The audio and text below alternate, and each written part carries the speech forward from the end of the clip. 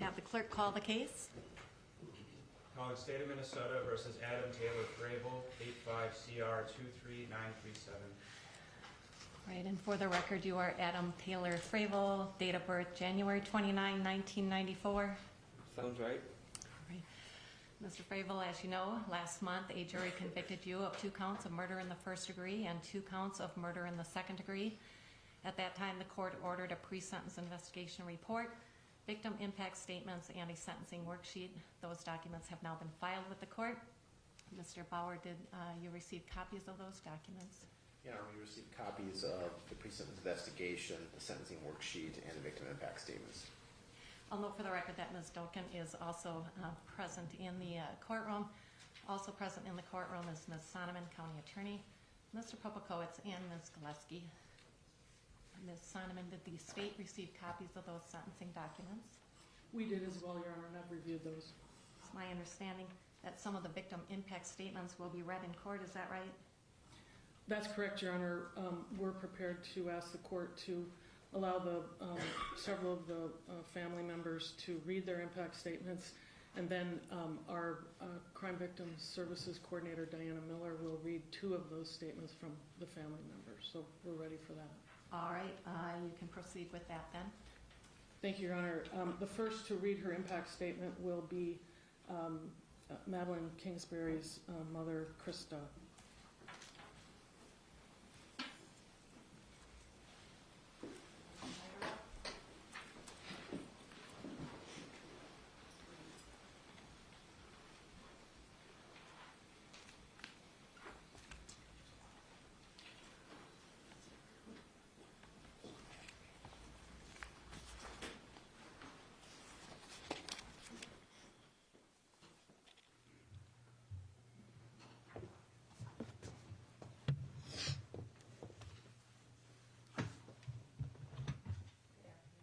Good afternoon. Please state your name for the record. Krista Hultgren. Ms. Hultgren, whenever you're ready, go ahead. Thank you, Your Honor.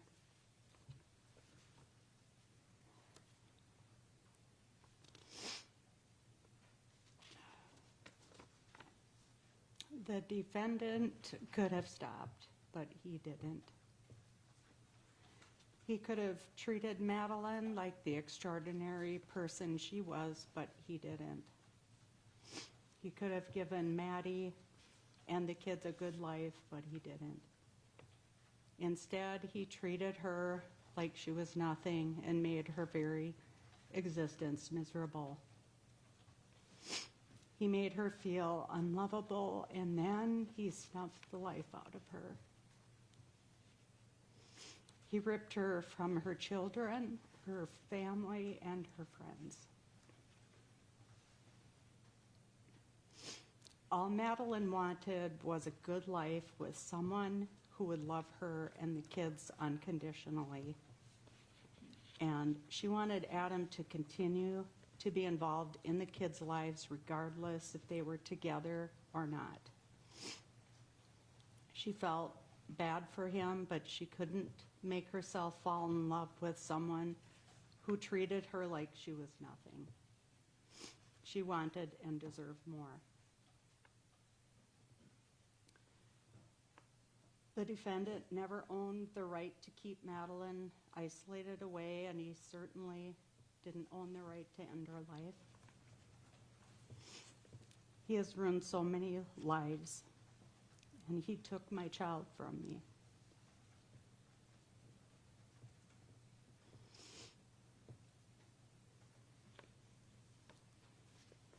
I don't understand why he thought killing her was the only option.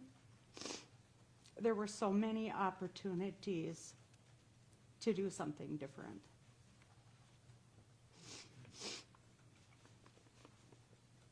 The only thing Madeline's children will know about him when they're old enough to understand is what kind of a deplorable human being he turned out to be.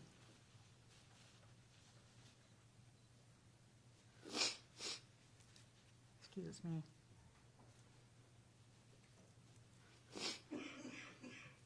Madeline posted a picture on March 26th, 2023, of her daughter enjoying birthday cake on her 5th birthday.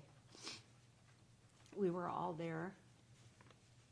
How sickening that just days later, Madeline was gone. And no, I had only recently weaned from nursing and was barely 2 years old.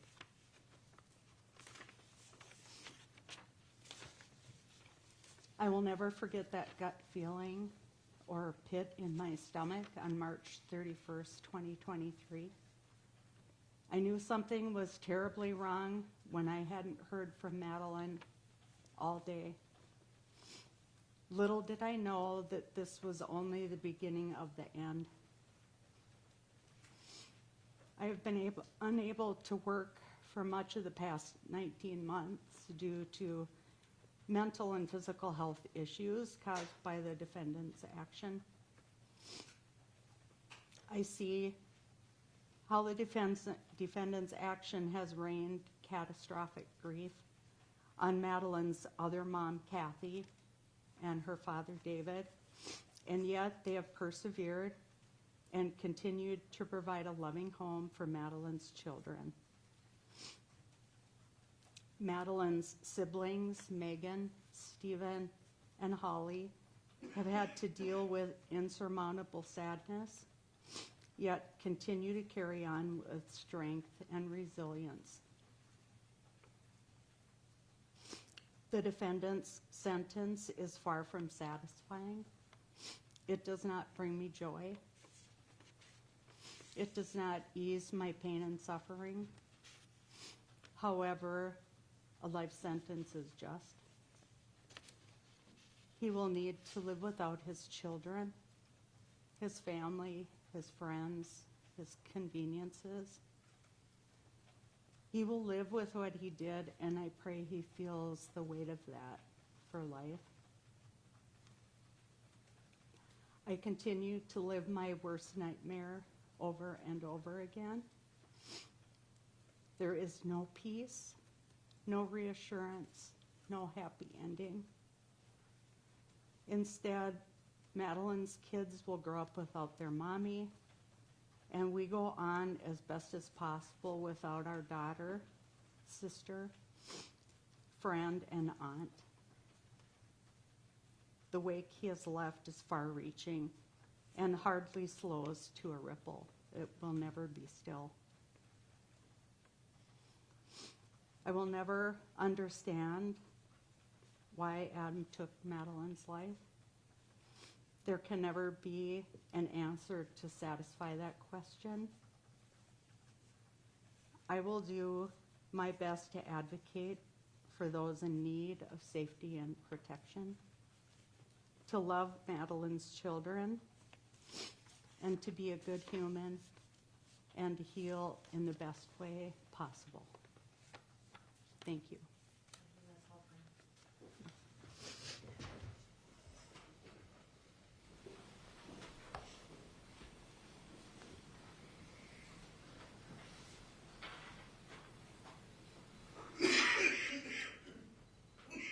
Ms. Sonneman? The next individual to give a statement is one of Madeline Kingsbury's sisters.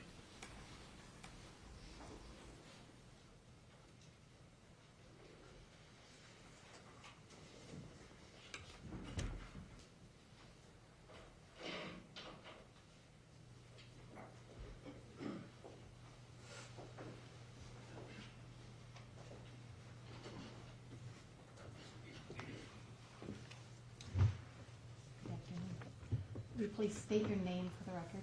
Holly Waterston. Go ahead whenever you're ready. Good afternoon, Your Honor. My name is Holly Waterston, and Maddie is my stepsister through my mom, Kathy Kingsbury's marriage to Dave Kingsbury. I am here today to talk about the impact Maddie's disappearance, murder, and subsequent trial has had not only on me, but especially on the children of our family. It is impossible to describe all the pieces, infinite and complex, that make up our losses. We all now live on a shattered timeline of life. There was a giant fissure, a crack, on March 31st, 2023. Our lives will forever be defined in terms of before Maddie went missing and after. None of us will ever be the same people we were before this horrific nightmare started. Maddie was a deeply caring and thoughtful sister.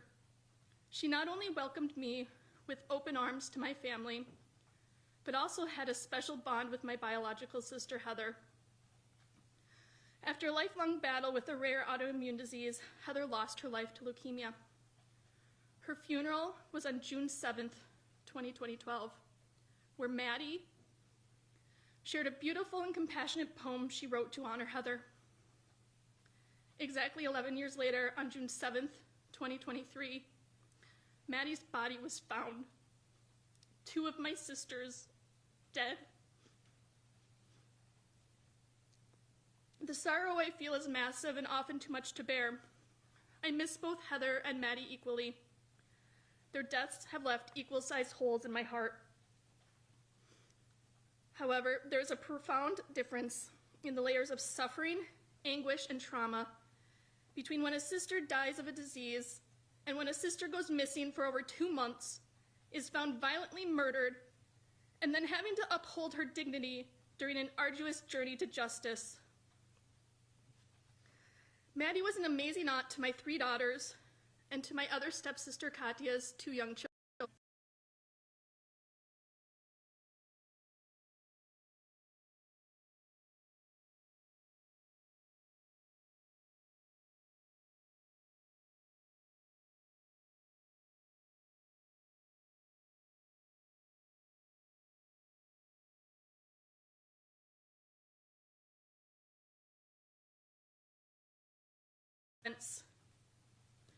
To no one's surprise, Maddie was often at the center of the cousin crew, being the energetic, fun, creative mom and aunt that we all knew her to be.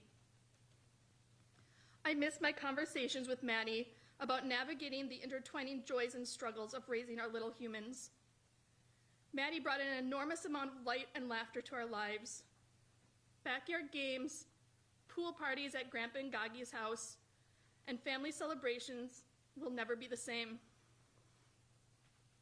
Throughout the course of the trial, we heard a lot about Adam's cloak of innocence. Today, on this day of sentencing, I ask the court to reflect on what Adam's actions have done to the children in our family. The children in our family don't get to walk through their young lives shrouded in a cloak of childhood innocence anymore. It was ripped from each of their tiny shoulders, stomped on, shredded, destroyed. My youngest twin daughter talks a lot about missing Maddie, how it's not fair Maddie was killed, and how Maddie didn't deserve what happened to her. One of the most difficult questions she asks is, why would Adam do this to someone he had kids with and said he loved? It is this question and its answer that gets to the heart of the most insidious, secret truth within our society: domestic abuse and violence. It is a question I agonize over, and it is one that keeps me awake at night. My middle daughter, my youngest twin, had an immensely difficult time during the trial. She was often in tears, asking me things like, why did Adam do this? Why did he kill Maddie? Why didn't he tell people he did this so people didn't have to search for her? Why doesn't he tell people now so everyone doesn't have to be at the trial? The question of why remains for us all. It is a simple word with an endless ability to cut at our hearts, because it has no answer that will ever be sufficient. My youngest daughter always wants to know, how was Maddie killed? She is not satisfied with an answer of, Adam made Maddie stop breathing. She wants to know exactly how. She wants the details. There's no room for the gray space within my answers to her questions. She also repeatedly asks, is Adam still in jail? The underlying, unspoken questions here, of course, are, am I safe? Can it happen to me? During one of our cousin's sleepovers, my youngest daughter and Maddie's son Noah came into my room, both of their little faces streaked with tears. My youngest daughter told me through her sobs, "Noah woke me up. He is crying and asking for his mommy." As a parent of young children, I am no stranger to middle-of-the-night wake-ups or kids being scared or worried. I am supposed to simply be able to explain that monsters aren't real, that they don't live under our beds or in our homes. I am supposed to be able to add another nightlight, maybe make some homemade monster spray, and hug their fears away as they drift off to sleep, forgetting their nightmare by daybreak. Nothing prepared me to try to comfort my nephew, who will never again be able to see, hear, or hug his mommy, because there is, in fact, a real-life monster who killed his mommy. I feel it is a nightmare that little Noah may never be able to escape, because the reality for him is that this monster and his father are one and the same. With young children involved, we don't have the privilege of pretending that the darkest and most difficult days are behind us. The generational trauma will likely be repeated in waves throughout the years, as each child eventually learns and struggles to process the entirety of the horrific truth and the gruesome details behind Maddie's disappearance and brutal murder. For me, the emotional burden I carry weighs heavily on my heart. I often robotically and mechanically go through the routine of life, searching for a sense of normalcy. I've been left with an inability to truly accept joy. I am often flooded with a feeling of triviality that seeps into the far reaches of my existence. My support system is largely comprised of friends and family who have also been deeply impacted. Previously sturdy core relationships and dynamics have been innately changed. This is especially true with my mom, who is now raising children younger than my own, and who no longer has the ability or capacity to be there for me or my kids in the same way she was before March 31st, 2023. I grieve for the connection, closeness, and memories that have been lost or never made. I haven't yet figured out how to incorporate this tragedy into my everyday life, even though I know I must. There are days when there are glimmers of hope, days when I can walk gracefully, holding hands with both my grief and my gratitude. However, there are many days where I stumble, and there are roadblocks I must continue to face. Even simply driving my kids to school can be triggering. On one road, there is culvert after culvert after culvert. Immediately, all I can see in my mind are flashbacks of Maddie's short, brown curly hair poking out of the top of the fitted sheet. Flashbacks of multiple law enforcement officers pulling Maddie out of the culvert where she was inhumanely stuffed and hidden. Flashbacks to the towel, tied, slip-knotted, extremely tightly around her face. I try in vain to forget the surreal feeling I had as I watched the horrific video unfold in the courtroom. It was as though my body had separated from itself. I attempt to hold back the feelings of devastation I had the day Maddie was found. I cannot help but feel heartbroken about how scared and desperate Maddie must have been in her final moments of life. Those images, those feelings, that knowledge, they are not anything I will ever forget. As painful as it all is, they are also not something that should ever be forgotten. Adam needs to be held accountable. Adam's actions were disgusting, sickening, and particularly cruel. On the morning of March 31st, 2023, Adam seemingly felt entitled to unilaterally impart a death sentence on Maddie. Simultaneously, Adam gave each of us a life sentence as well. There's no parole for any of us to be released from this nightmare. This is forever our unthinkable reality.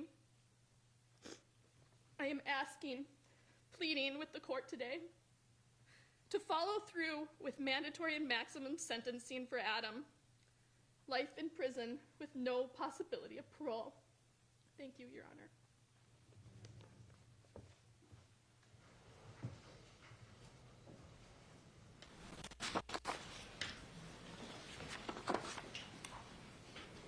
Ms. Sonneman. Your Honor, the next individual will be David Kingsbury, the father of Madeline Kingsbury.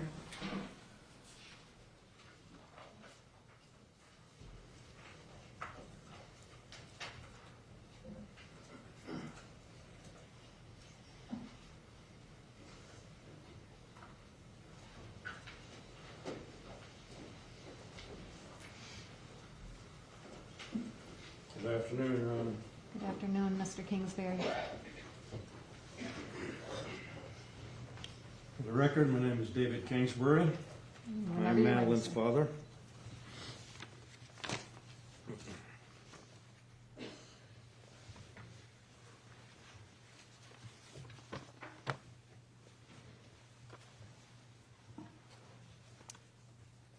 I have to think that there are a few things that's truly difficult to bear as the death of your child.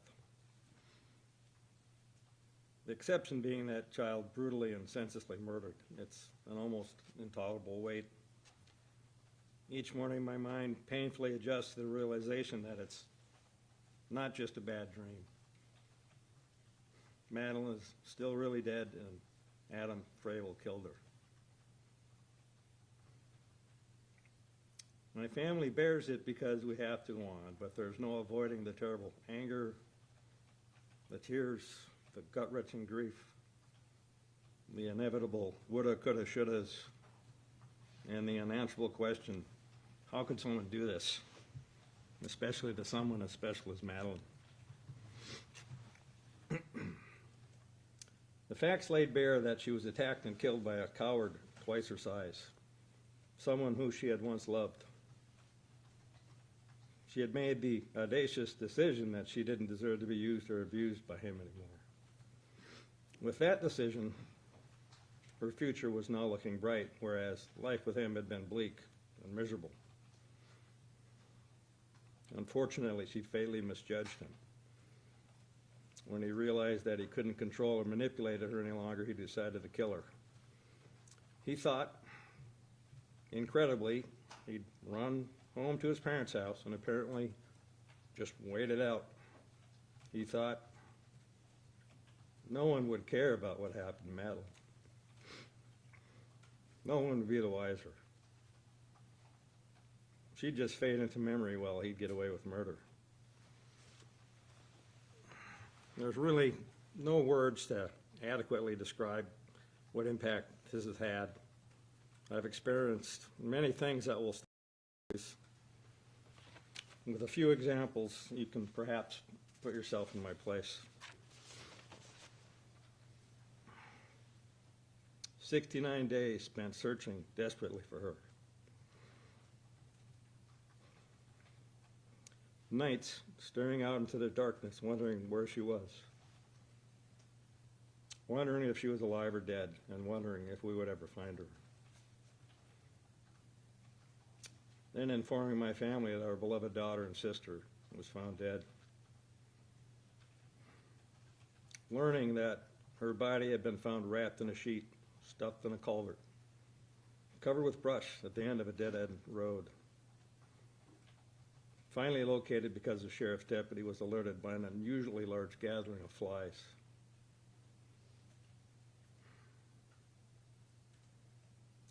Authoring my youngest child's obituary.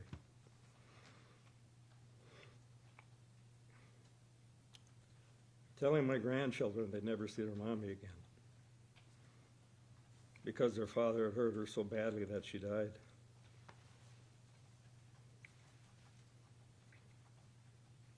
For my final goodbye to my beautiful daughter, I held her, talked to her, sung to her, and promised we'd get her justice. She was in a body bag. Megan wanted to see her sister's body.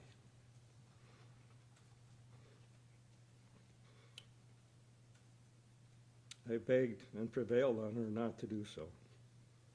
Better to remember Maddie as she was. Not an awful sight that would scar her psyche forever. I ordered an immediate cremation.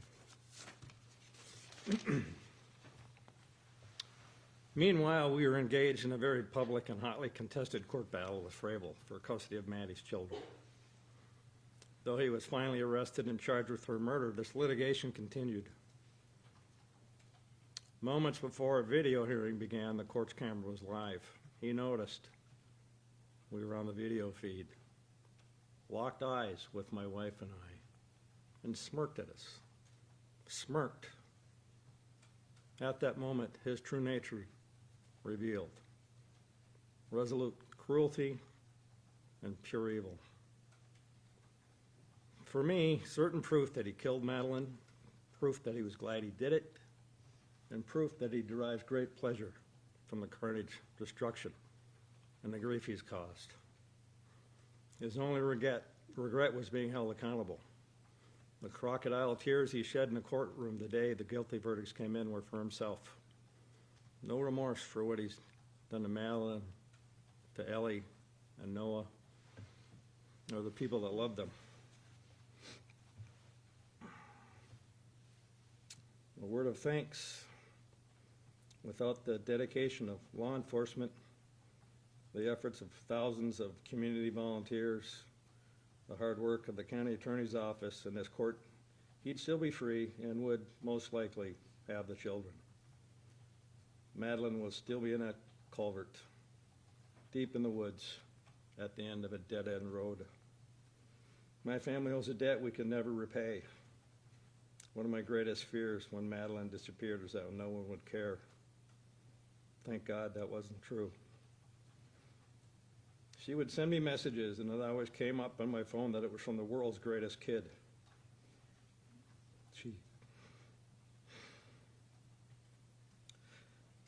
She truly was.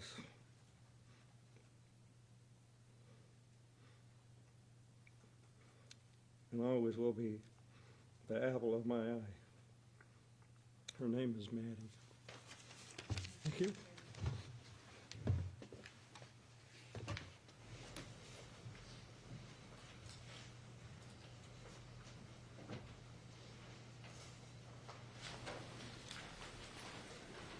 Ms. Sonneman.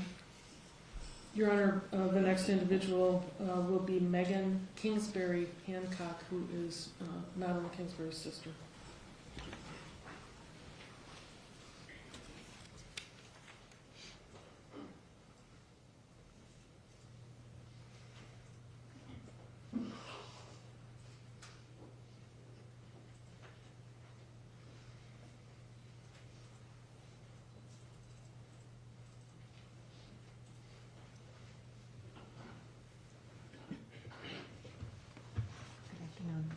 Will you please state your full name for the record?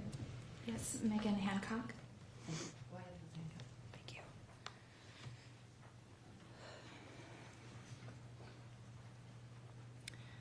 Trying to describe how my sister, Madeline Jane Kingsbury's murder has impacted me is impossible, and it will always be impossible. Living through the experience of having a loved one being an endangered missing person for 69 days until they are ultimately found dead, discarded in the wilderness, wrapped and duct taped into a bed sheet. How do I tell you how that has impacted me?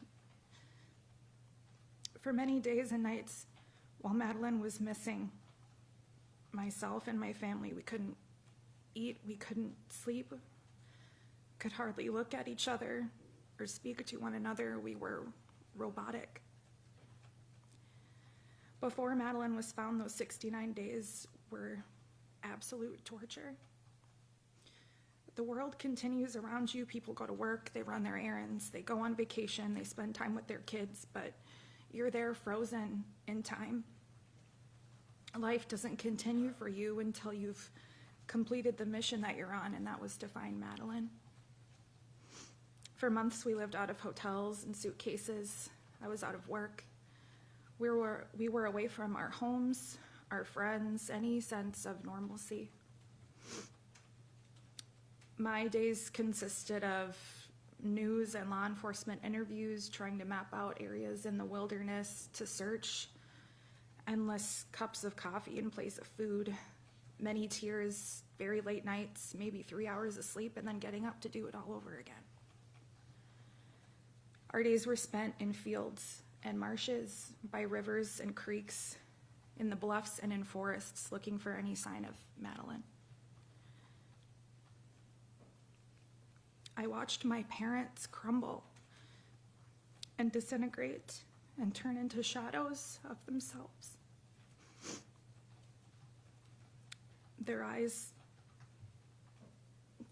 having that 1,000-yard stare and just empty.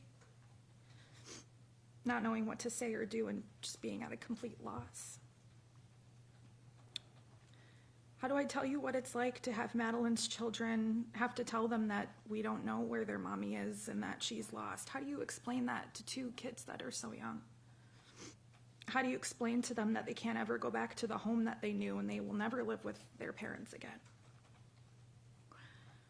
I was not the one to ultimately tell the children that their mother died. My father and stepmother took that burden, but I've certainly been there for the questions and the wonderings of a 3- and 6-year-old, both about their mother and their father.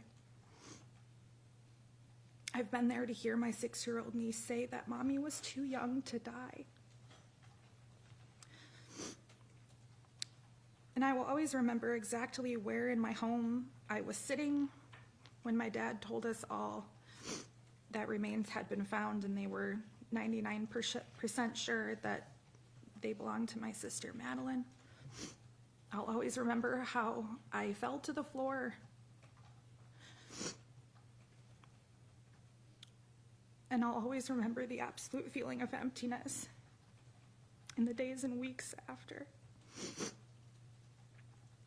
And how do I tell you what it was like to drive with my dad to accompany Madeline's remains to the funeral home where she would ultimately be cremated?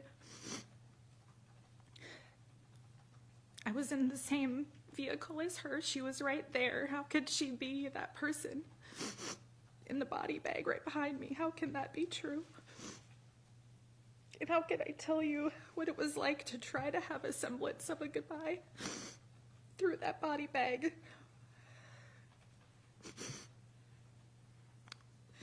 Watching my father collapse onto her and say how sorry he was over and over again, and singing "You Are My Sunshine" to her one last time. I'll never forget the sounds he made of grief and sorrow. How can I tell you what it was like to feel how much of her was already gone, to hold her hand through the body bag, to know that she was right there? To know that if I did see her, that wouldn't be her anymore. How can I tell you what it was like to accompany her right to the end, helping to guide her into the incinerator because we refused to let her be alone anymore? I can't tell you what it was like. It's indescribable. In the aftermath, trying to piece my life back together, many aspects of my daily life and my being have been affected. I couldn't get a proper night's sleep. I still can't. I could hardly leave the house. I rarely spoke to anyone. I wasn't caring for myself on a base level. Intrusive thoughts, flashbacks. I started trauma therapy and was diagnosed with PTSD. This has affected my job and my ability to work as before, affected my physical, my mental health, my relationships with my husband, my family, and my friends. I was recently married, an event my sister Madeline should have been present for. She should have been there for the dress shopping, the planning. She should have been there standing right beside me as my maid of honor. And though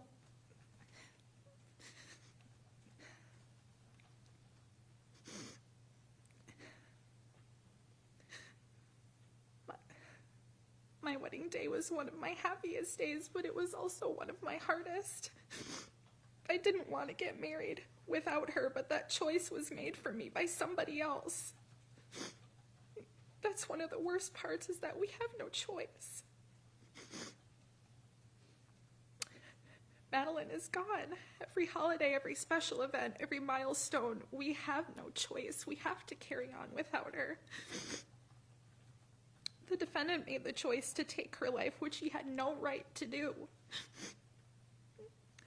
He made the choice to rob the children of their mother and consequently of their father as well. Sometimes, not very often, I do think of the defendant, and I've never truly hated anyone before. Some people have the ability to forgive and believe that it frees them and lessens their burden, and I can appreciate that. I will never forgive what he has done. And of course, I will never forget. And some would say that my hatred will eat me alive. I would disagree. The amount of space that the defendant holds in my mind is so small, it's minuscule even. The amount of space in my mind and my heart that I hold for Madeline is exponentially larger. The amount of pure love I held and still hold for my sister, Madeline, far outweighs the hatred that I feel. And the defendant will most likely proclaim his innocence for the rest of his life. Myself and my family and friends of Madeline do not need him to admit it, because we all know the truth. Perhaps the defendant is happy with what has become of my family and what has become of Madeline, and to that I would say this: we are not broken. Madeline will forever be remembered and loved. Her children will know who their mother is and was. They will also know, when they're old enough, what happened to her, and that their father is the monster who took her from them. We will be there with them to carry them through the hard times and guide them through life as Madeline would have. And though the defendant's actions have shrouded us in darkness for a time, Madeline's light will never be extinguished. Her name and her loving, kind spirit will never be forgotten. Thank you. Thank you,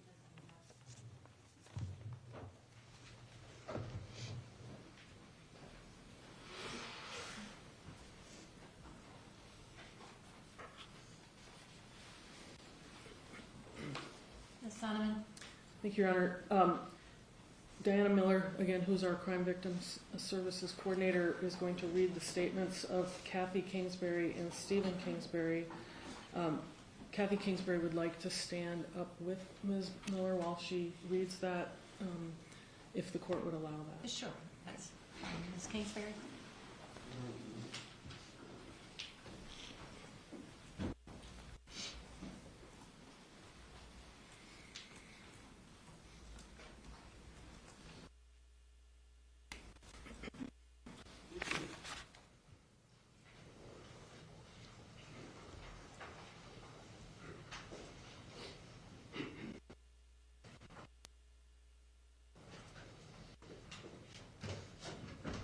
Ms. Miller, could you just state your full name and the victim's full name as well for the record?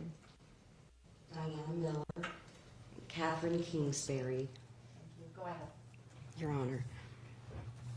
On April 4th, 2023, 5 days after Maddie was last seen alive, social services brought Ellie and Noah to the hotel where we were staying. The children let out squeals of joy when they saw so many of their family gathered together. They ran and played for hours. That night, they slept in bed next to Dave and me in our hotel room. In the middle of the night, Ellie started crying, "I want Mommy." Noah heard her and started whimpering, "Mommy, Mommy." I rushed to their bed to comfort them while trying the best that I could to hold in my tears and my anguish for their sake. Dave involuntarily let out a loud moan and ran to the bathroom to turn on the shower to try to muffle his guttural cries of agony.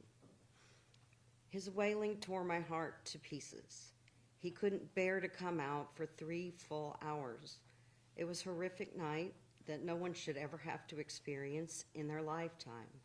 The only saving grace was that I was able to comfort the children and get them back to sleep right away. Notably, there were no more pleas for Daddy. 2 days earlier, Krista, Maddie's mom, had been sitting with us in our hotel room. We were 3 inconsolable parents seeking refuge with one another. We knew that Maddie would never voluntarily leave her children. Sorrow and agony overcame us, and Krista retreated to the bathroom and attempted to stifle her own guttural wails while I fought to manage my breathless sobbing. A parent's heartache at the loss of a child cannot be comforted. Our lives had forever been turned upside down. And this was only the first few days of the emotional torture that we endured after Maddie was deemed to be missing. We all cried until we couldn't cry anymore. Most of us couldn't sleep more than a couple of hours at a time, if at all. Eating was something that we forced ourselves to do. We ran out of words to say to each other. It's impossible to accurately describe the agony that we all suffered and our feelings of helplessness.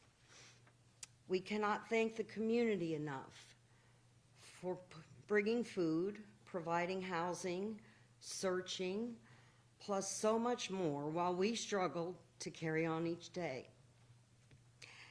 Dave and I spent the first 6 weeks in Winona to be near where Maddie had last been seen alive. This was very important to us. We eventually had to make the difficult decision to leave for the sake of the children and to get them back to our own home and more normalcy. The home where Maddie had grown up and that the children knew. It wasn't an easy decision to make because we felt like we were abandoning Maddie, since she had not yet been found. It was 69 days of pure torture, not knowing where Maddie's body had maliciously been hidden. She was out there in the snow, the rain, the heat, and yet Adam did not come clean, nor did he show any compassion or remorse. The heartache has been endless and compounded. On May 31st, 2023, we were back in Winona at a hotel, and we all eventually fell asleep.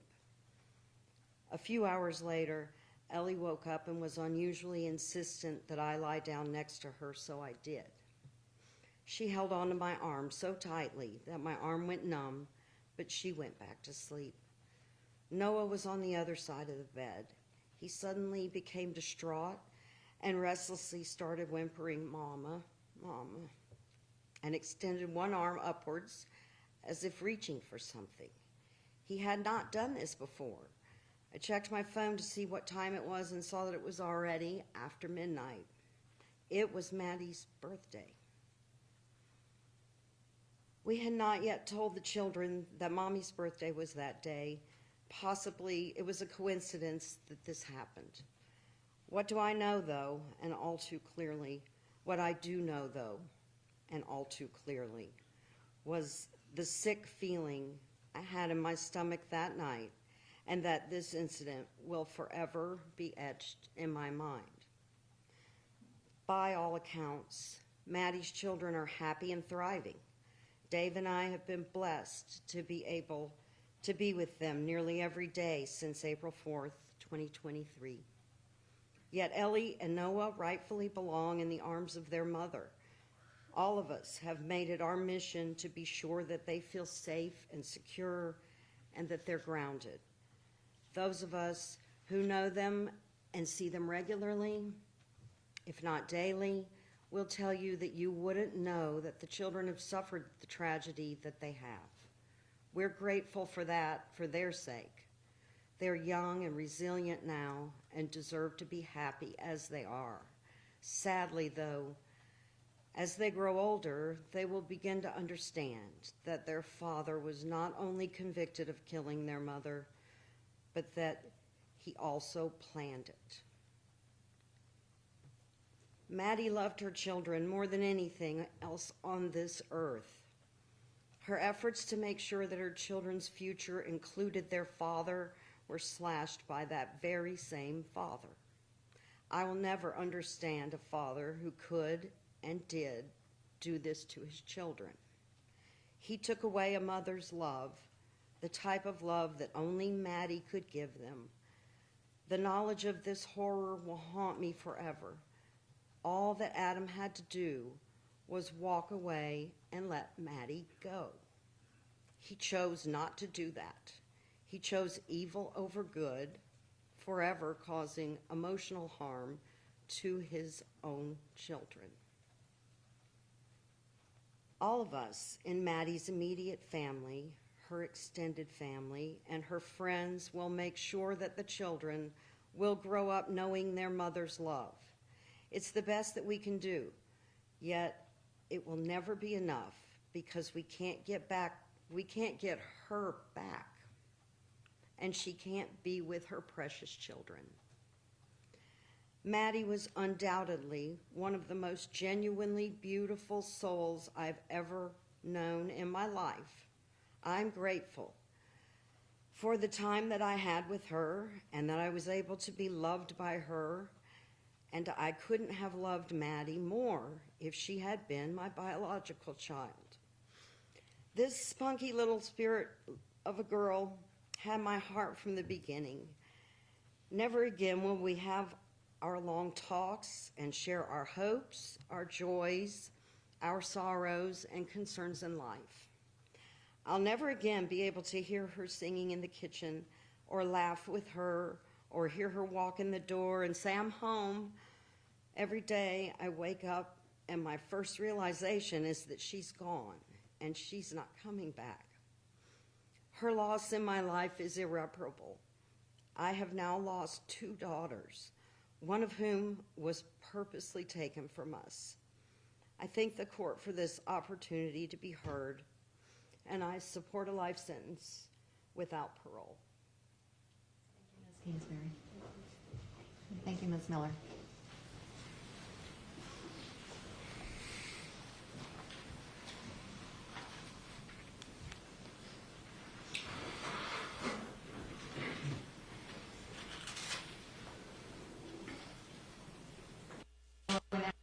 For that second victim impact.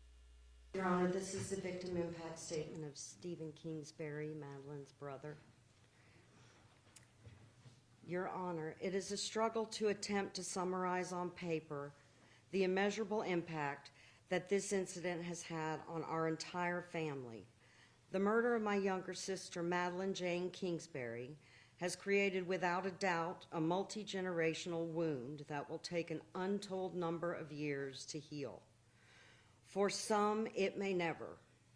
The overwhelming grief and guilt of those closest to the situation, not only geographically, but those with intimate knowledge of the patterns of control and abuse exhibited by the defendant over the years toward Madeline, I'm certain will be haunted forever by the thought that their efforts, if made at all to intervene, were not good enough to defeat the evil that clouded her day-to-day life.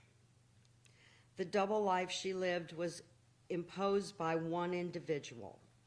The meticulously thought out, painstakingly crafted, self-serving environment and mechanisms were created by leveraging her good nature, optimism, emotional weakness, fears, and love of her children. Madeline had everything to look forward to in life, a promising career path, and the joy of raising her children to adulthood, maybe even to see grandchildren of her own one day. There's truly no limit on how much of a gift she was and would have been to those who loved her, those she loved, and the world around her. Despite the conditions she endured, Madeline was making her way in the world in a very meaningful and impactful fashion. Simply put, she was robbed in the most permanent of ways: brutal, deliberate, hands-on violence. From my experience as a service member with 3 combat tours, I can without a doubt state with full belief and or and/or opinion that the way she was stolen from this world was carried out with the most intimately savage intentions and actions a human being can visit on another, as involved and personal as it gets, and there are no half measures or fumblings if there's an end state in mind by the perpetrator. This was not for any cause other than self-centered fear, greed, embarrassment, and personal failings of the guilty party as a functioning member of society, partner, a father, and a man, being past and present extremely subpar in all these respects.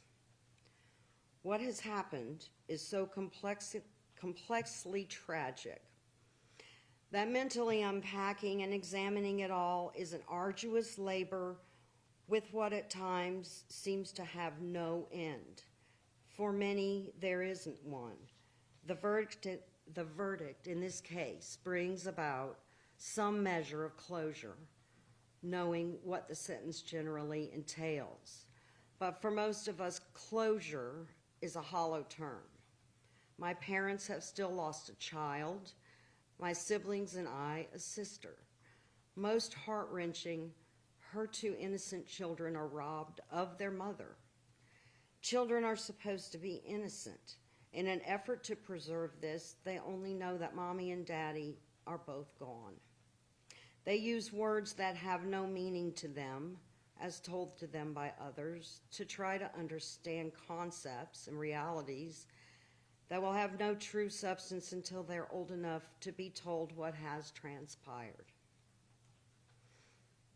It will always have to be considered the impact this will have on their lives, how it will potentially steer the course for the people they grew up to be. It's a challenge that will be constant for them in varying degrees. They will know of their mother, they will know what happened to her, and why she isn't there to shepherd them through this world in a way that only a loving mother can. No earthly atonement for her murder will measure up to match the gravity of the sin. It's my opinion that for any persons who commit a crime so specifically motivated by greed and the narcissistic need for control, and who can for no justified reason snuff out another soul with such arrogance and casual disregard for life, there are no earthly works or repentance that can reshape said person's nature at its core for real change. That power lies with God alone. I submit in the end, all will be judged accordingly. We extend our utmost gratitude to all parties involved in bringing justice in accordance with our laws. It can never be understated how much our family appreciates all tireless, relentless work effort. Truth and right have prevailed regardless of obstacles. Let it be heard that everyone has the ability to create positive change in the lives of those around them. Actions are often greater than words.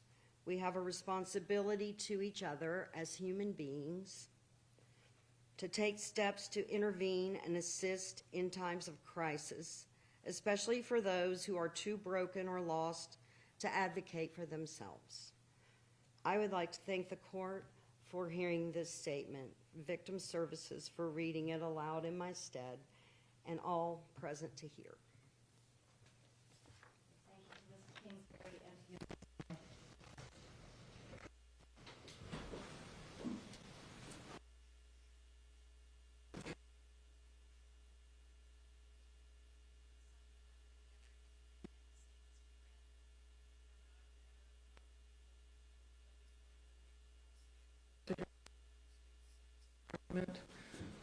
Do you prefer that we stand or sit? However.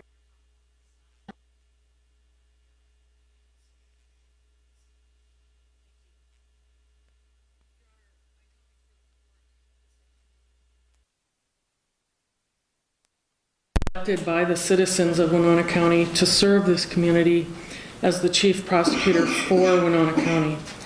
And in that capacity, I ask you to sentence Adam Taylor Fravel according to the law. A jury found Mr. Fravel guilty of first-degree premeditated murder and 3 crimes.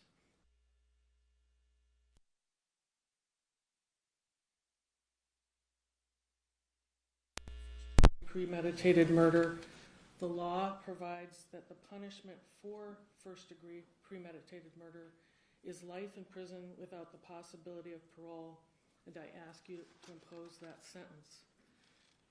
Your Honor, this case profoundly affected our community like no other I have observed in my 35 years in Winona County practicing law, and certainly not like any other during my 14 years as Winona County attorney.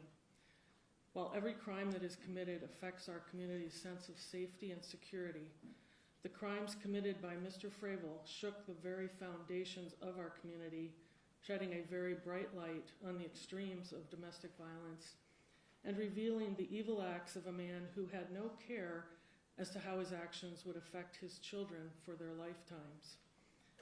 This case galvanized a community to search for a missing mom of 2 young children whose life ended tragically, leaving a gaping hole in the lives of those she loved and who loved her.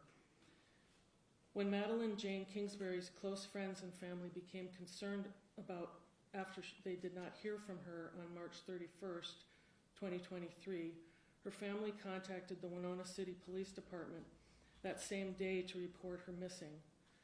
The police department launched an investigation and shortly thereafter, with the help of area law enforcement agencies, began a massive search for Ms. Kingsbury. When law enforcement asked for help to expand the search area, over 2,000 individuals from across the region responded. Led by the Winona City Police Department, the law enforcement community and the community at large worked tirelessly to find Madeline Jane Kingsbury. The community was also galvanized to find her and were joined by other community members at a packed vigil on May 6, 2023, at First Congregational Church here in the city of Winona, a vigil that had been moved from Lake Park due to weather conditions. Over 250 people in person and another 700 or so online came together at that vigil for Madeline Jane Kingsbury. A quote from the WCCO TV station's report about the vigil is telling.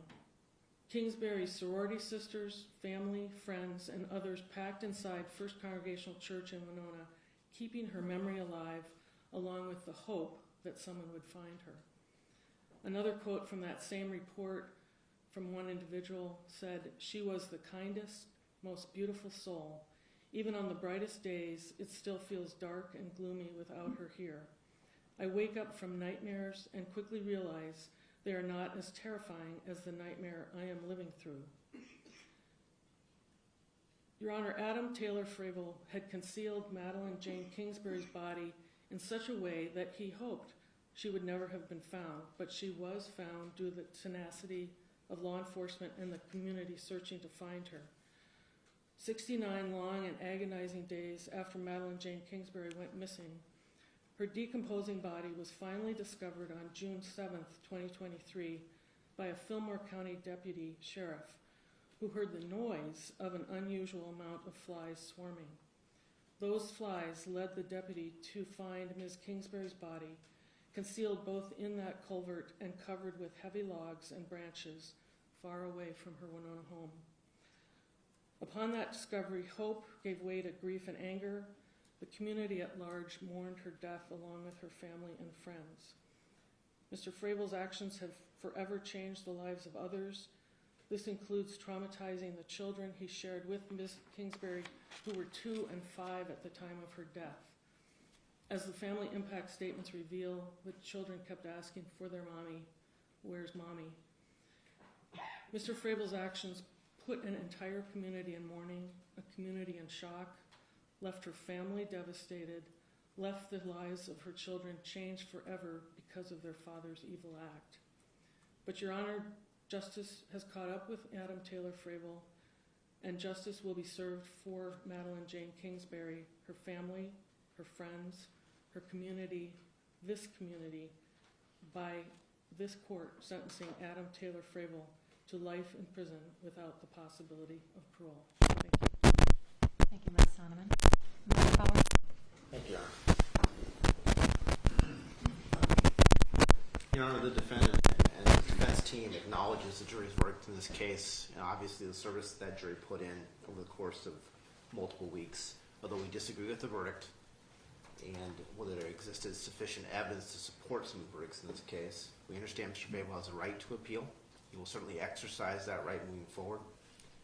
We also recognize that given the Minnesota statute in this case, that a first-degree murder verdict requires life imprisonment, and specifically that under Minnesota statute 609.106, the court does not have any ability to give any type of sentence other than life without the possibility of parole. We anticipate the court will do that in this case, and I have nothing further. Thank you. You don't have to say anything. Your attorney will support you, but is there anything else you want to say before I impose sentence? Very briefly. I never caused harm to Maddie, and I am innocent. Thank you.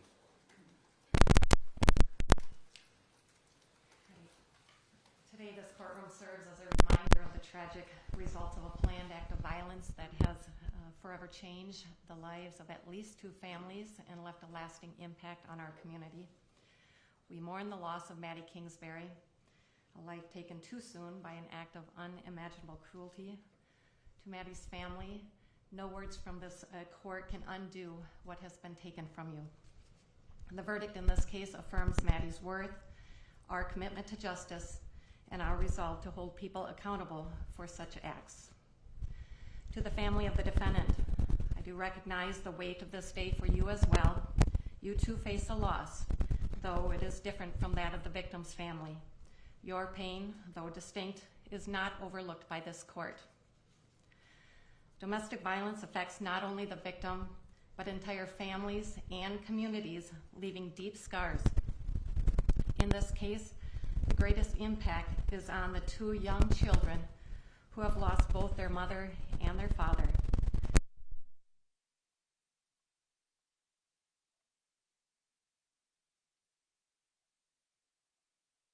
Guidance from everyone around them to heal. Their suffering is a powerful reminder of the far-reaching effects of violence and the importance of addressing and preventing it.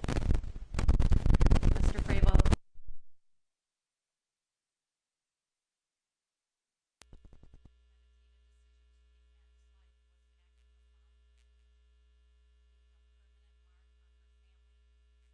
Children and on the community. It is impossible to fully understand the pain that you have caused, not only for those who love Maddie, but also for your own family, who must now deal with the consequences of your actions. You have taken from these children not just their mother, but their stability and a sense of security that every child deserves. They will carry the burden of this tragedy for the rest of their lives. Their future is forever changed by your actions. As a society, we have laws to protect the vulnerable, maintain order, and ensure accountability. When those laws are broken in such a deliberate and cruel manner, it is the court's responsibility to act. The sentence in this case will reflect the seriousness of your crime and will ensure justice for Maddie and her family. It will be a clear reminder that actions do have consequences and that violence like this will not be tolerated. Before proceeding with sentencing, I would like to acknowledge the work of law enforcement, the officers, and the investigators in this case. Their efforts have been crucial in ensuring justice is served. Mr. Fravel, the jury has found you guilty of 2 counts of first-degree murder and 2 counts of second-degree murder. Under Minnesota statutes, a defendant may not be convicted of multiple counts of murder for the same offense, arising from the same acts, and involving the same victim. Therefore, you will be sentenced solely for the conviction of murder in the first degree premeditation, with the remaining charges being vacated as lesser included offenses. The sentencing worksheet is correct. This is a severity level 12 offense. Under Minnesota statute, the law mandates a sentence of life imprisonment without the possibility of release for first-degree murder premeditation. Therefore, Mr. Fravel, it is the judgment of this court that you be committed to the custody of the Commissioner of Corrections and sentenced to life imprisonment without the possibility of release. The sentence reflects the severity of your actions and serves as a clear statement that such violence will not be tolerated in this community.